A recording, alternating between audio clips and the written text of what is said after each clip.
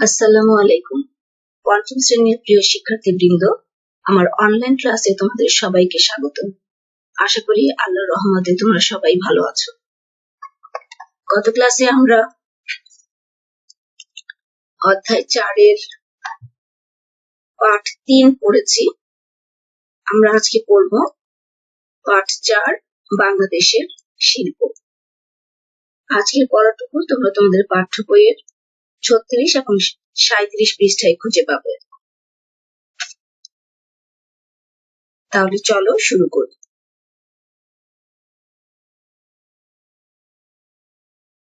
বস্ত্রশিল্প। বস্ত্রশিল্প বাংলাদেশের একটি গুরুত্বপূর্ণ শিল্প।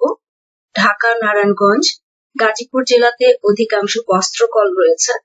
এছাড়াও এদেশের তাঁত শিল্পে উন্নত মানের সুতি, সিল্ক ও জামদানি শাড়ি তৈরি হচ্ছে। এক সময়ে এদেশে তৈরি মসলিন কাপড় জগৎ বিখ্যাত ছিল, অর্থাৎ পৃথিবী বিখ্যাত ছিল। এদেশে বস্ত্রের ব্যাপক চাহিদা রয়েছে। দেশের বস্ত্র শিল্পগুলো দেশের চাহিদা সম্পূর্ণ মেটাতে পারে না, এজন্য বিদেশ থেকে বস্ত্র আমদানি করতে হয়। খেয়াল করো, কিছু কিছু লাইন আমি আন্ডারলাইন করেছি এবং ব্র্যাকেটের ভিতরে রেখেছি, তোমরা দেখে দেখে এভাবে বইতে দাগিয়ে দিবে। বস্ত্র শিল্প থেকে যে প্রশ্নগুলো হতে পারে সেগুলো হচ্ছে: 1 নম্বর প্রশ্ন, বাংলাদেশের অধিকাংশ বস্ত্রকল কোথায় অবস্থিত? দেখো, এটা তোমরা বস্ত্র শিল্পের মধ্যেই খুঁজে পাবে। বাংলাদেশের অধিকাংশ বস্ত্রকল ঢাকা, নারায়ণগঞ্জ এবং গাজীপুর জেলাতে অবস্থিত। 2 নম্বর প্রশ্ন, এদেশের তাঁত শিল্পে কি তৈরি হচ্ছে? এটাও তোমরা বইতে খুঁজে পাবে। এদেশের তাঁত শিল্পে উন্নত মানের সুতি, সিল্ক ও জামদানি শাড়ি তৈরি হচ্ছে। এক সময়ে এদেশের তৈরি কোন কাপড় পৃথিবী বিখ্যাত ছিল? এই প্রশ্নের উত্তরও তোমরা বইতে খুঁজে পাবে। খেয়াল করো, এক সময়ে এদেশের তৈরি মসলিন কাপড় পৃথিবী বিখ্যাত ছিল। 4 নম্বর কোশ্চেন, বিদেশ থেকে আমাদের বস্ত্র আমদানি করতে হয় কেন? এই প্রশ্নের উত্তর তোমরা ব্র্যাকেটের ভিতরের লাইনটি দিয়ে লিখতে পারবে। খেয়াল করো, দেশের বস্ত্র শিল্পগুলো দেশের চাহিদা সম্পূর্ণ মেটাতে পারে না, তাই বিদেশ থেকে আমাদের বস্ত্র আমদানি করতে হয়। এরপরে পোশাক শিল্প। বাংলাদেশে একটি গুরুত্বপূর্ণ শিল্প হলো পোশাক শিল্প। বাংলাদেশের মোট রপ্তানি আয়ের সিংহভাগ আসে তৈরি পোশাক রপ্তানি করার মাধ্যমে। সিংহভাগ শব্দের অর্থ হচ্ছে বেশিরভাগ, অর্থাৎ বাংলাদেশের মোট রপ্তানি আয়ের বেশিরভাগ আসে তৈরি পোশাক রপ্তানি করার মাধ্যমে। বাংলাদেশের পোশাক কারখানায় লক্ষ লক্ষ নারী ও পুরুষ কাজ করে। তাদের তৈরি পোশাক বিভিন্ন দেশে রপ্তানি করে বাংলাদেশ প্রতি বছর অনেক বৈদেশিক মুদ্রা অর্জন করে। এছাড়াও চামড়াজাত দ্রব্য যেমন জুতা, বেল্ট, ব্যাগ ইত্যাদি এদেশ থেকে রপ্তানি করা হয়। খেয়াল করো, এখানেও আমি কিছু আন্ডারলাইন করেছি। এই লাইনগুলো দিয়েও প্রশ্ন হতে পারে। যেমন 5 নম্বর প্রশ্ন, পোশাক শিল্প কি? এই প্রশ্নের উত্তরটি আমি তোমাদের সুবিধার জন্য লিখে দিয়েছি, তোমরা দেখে দেখে অবশ্যই খাতায় লিখে নিবে।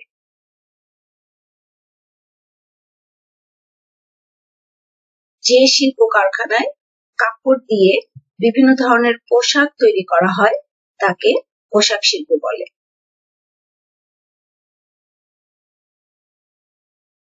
পোশাক শিল্প গুরুত্বপূর্ণ কেন? পোশাক শিল্পে উৎপাদিত বা তৈরি পোশাক রপ্তানি করে বাংলাদেশ প্রচুর বৈদেশিক মুদ্রা অর্জন করে। এ কারণে পোশাক শিল্প গুরুত্বপূর্ণ।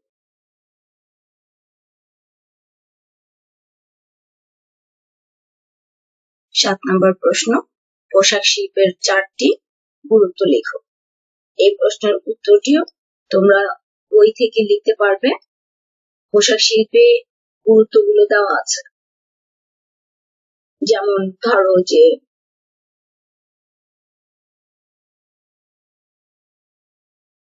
বাংলাদেশের মোট রপ্তানি আয়ের সিংহভাগ আসে তৈরি পোশাক রপ্তানির মাধ্যমে, অর্থাৎ পোশাক শিল্পে যে পোশাক তৈরি করা হয় সেগুলো রপ্তানি করার মাধ্যমে।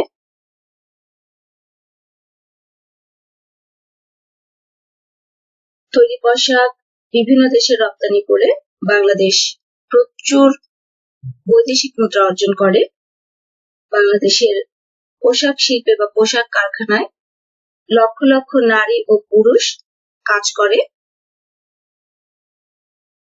পোশাক শিল্পে কাজ করে বাংলাদেশের বেকার লোকের সংখ্যা হ্রাস পেয়েছে।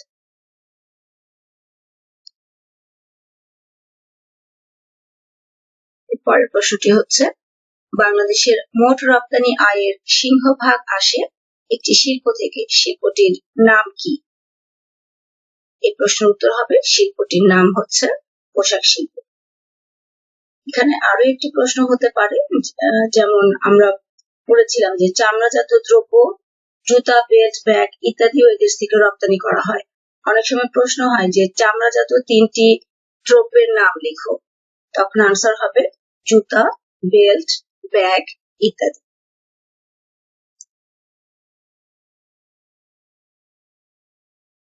পাট শিল্প। কাঁচামাল হিসেবে আমরা যেমন পাট রপ্তানি করি, তেমনি পাটজাত পণ্য রপ্তানি করি। পাট কলগুলো প্রধানত নারায়ণগঞ্জ, চাঁদপুর, খুলনার দৌলতপুর সহ নদী তীরবর্তী অঞ্চলে অবস্থিত। এর অন্যতম কারণ হচ্ছে এসব অঞ্চলের পরিবহন সুবিধা। আমরা পাট দিয়ে ব্যাগ, কার্পেট, এমনকি বস্ত্র তৈরি করি। এইসব পণ্য দেশের চাহিদা মিটিয়ে বিদেশেও রপ্তানি করা হয়। খেয়াল করো, পাট শিল্প থেকেও আমি কিছু লাইন আন্ডারলাইন করেছি। এই লাইনগুলো দিয়েও প্রশ্ন হতে পারে। যেমন 9 নম্বর প্রশ্ন, পাট কি? এই প্রশ্নের উত্তর তোমরা দুই ভাবে দিতে পারো, যেমন পাট হচ্ছে একটি কৃষি পণ্য, অথবা পাট হচ্ছে বাংলাদেশের প্রধান অর্থকরী ফসল।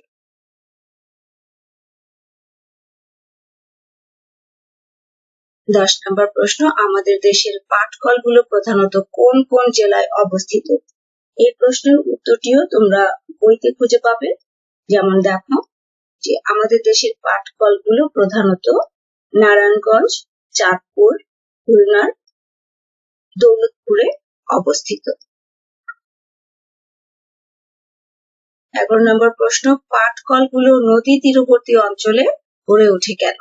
এই প্রশ্নের উত্তর হবে পাট কলগুলো পরিবহন সুবিধার কারণে নদী তীরবর্তী অঞ্চলে গড়ে ওঠে। 12 নম্বর প্রশ্ন, পাট শিল্পের 4টি গুরুত্ব লিখো। এই প্রশ্নের উত্তরও তোমরা বই থেকে লিখতে পারবে। যেমন ধরো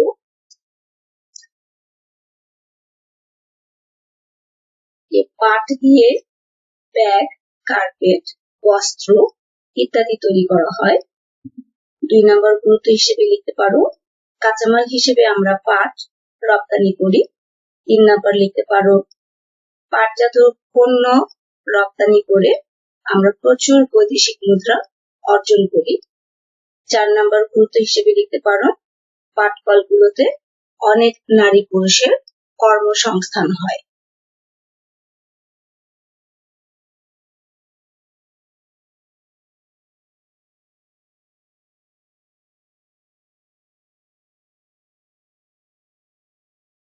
সাঁত্রিশ পৃষ্ঠার ক নাম্বার এসে বলি, আমাদের আমদানি করা 4টি এবং রপ্তানি করা 4টি পণ্য সম্পর্কে নিচের প্রশ্নগুলোর উত্তর শিক্ষকের সহায়তায় আলোচনা করো। আমদানি: বুনন তুলা, পেট্রোলিয়াম, কাঁচামাল হিসেবে তুলা, পাম তেল। আর রপ্তানি হচ্ছে ছেলেদের পোশাক, টি শার্ট, সোয়েটার, মেয়েদের পোশাক। ছকের নিচে দেখো 4টি প্রশ্ন দেওয়া আছে। উপরের কোন উপাদানগুলো পোশাক শিল্পের অংশ? অর্থাৎ আমদানি এবং রপ্তানি মিলিয়ে কোন উপাদানগুলো পোশাক শিল্পের অংশ? এই প্রশ্নের আনসার হবে বুনন তোলা, কাঁচামাল হিসেবে তোলা, ছেলেদের পোশাক, টি শার্ট, সোয়েটার, মেয়েদের পোশাক, এই উপাদানগুলো পোশাক শিল্পের অংশ। পরের প্রশ্নটি বলেছে উপরে বর্ণিত পোশাক শিল্পের কোন উপাদানগুলো আমদানি করা হয়? পোশাক শিল্পের কোন উপাদানগুলো? এটার আনসার হবে বুনন তোলা এবং কাঁচামাল হিসেবে তোলা, এই উপাদানগুলো আমদানি করা হয়। এরপরের প্রশ্নটি বলেছে কোন পোশাকগুলো রপ্তানি করা হয়? রপ্তানির এখানে যে পোশাকগুলোর নাম দেওয়া আছে এগুলো সবই রপ্তানি করা হয়, অর্থাৎ ছেলেদের পোশাক, টি শার্ট, সোয়েটার, মেয়েদের পোশাকগুলো রপ্তানি হয়। 4 নম্বর প্রশ্ন বলেছে আমরা এখনো তুলা আমদানি করি কেন?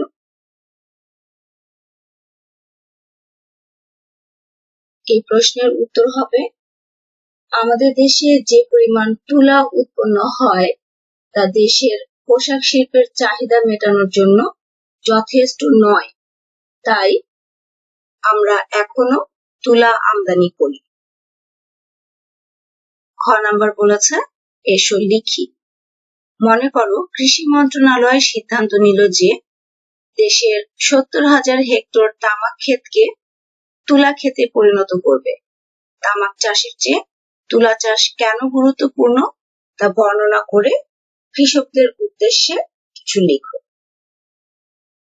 তোমাদের সুবিধার জন্য আমি কিছু হিন্টস দিয়ে দিচ্ছি, আশা করছি তোমরা এটা সবাই সুন্দর করে গুছিয়ে বাসায় লিখতে পারবে। যেমন ধরো আমরা এর আগে পড়েছিলাম যে তামাক চাষ স্বাস্থ্যের জন্য ক্ষতিকর, তাই তামাক চাষে কৃষকদেরকে নিরুৎসাহিত করা হচ্ছে। তাহলে এই পয়েন্টটা আমরা আনতে পারি যে তামাক চাষ স্বাস্থ্যের জন্য ক্ষতিকর, কাজে কৃষকদের আমরা এই ক্ষতিকর দিকগুলো সম্পর্কে জানাতে পারি।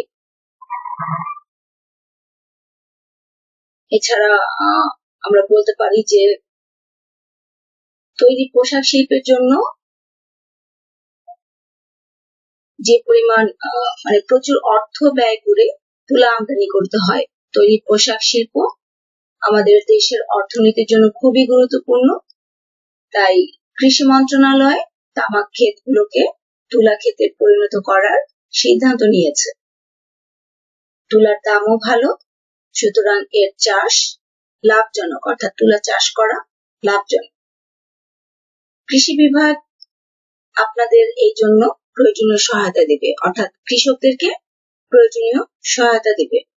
তাই সরকারের এই সিদ্ধান্তকে স্বাগত জানিয়ে আপনাদের তুলা চাষে উৎসাহী হওয়া উচিত, অর্থাৎ যেহেতু তুমি কৃষকদের উদ্দেশ্য করে বলছো সেই কারণে এখানে আপনাদের শব্দটি তোমরা ব্যবহার করতে পারো। গ নম্বর বলেছে আরো কিছু করি। উপরের ছকটি থেকে বৈদেশিক মুদ্রা অর্জনের ক্ষেত্রে পোশাক কর্মীদের অবদান সম্পর্কে তথ্য খুঁজে বের করো। অর্থাৎ পোশাক কর্মীদের পরিশ্রমের কারণে পোশাক তৈরি হয় তাদের পরিশ্রমের মাধ্যমে, এবং তাদের তৈরিকৃত পোশাক বিদেশে রপ্তানি করে বাংলাদেশ প্রচুর বৈদেশিক মুদ্রা অর্জন করে। বাংলাদেশের পোশাক শিল্পে লক্ষ লক্ষ নারী ও পুরুষ শ্রমিক কাজ করছে, তাদের পরিশ্রমের বিনিময়ে তৈরি হচ্ছে পোশাক, আর এই পোশাক রপ্তানি করে আমরা প্রচুর বৈদেশিক মুদ্রা অর্জন করি।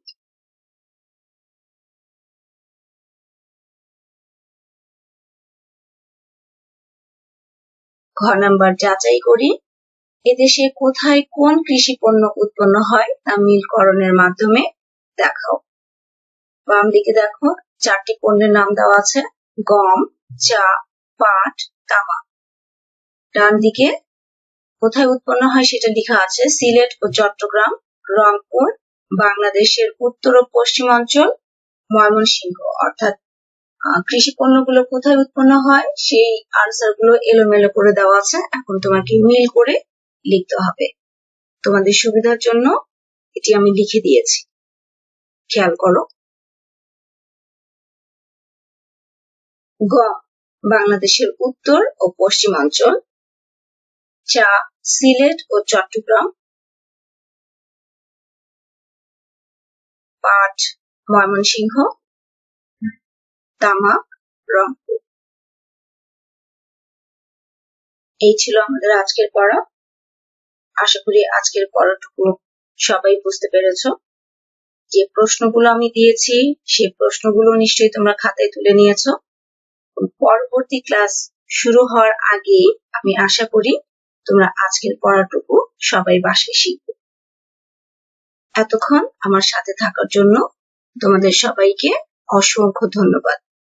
সবাই ভালো থেকো, সুস্থ থেকো, নিরাপদে থেকো।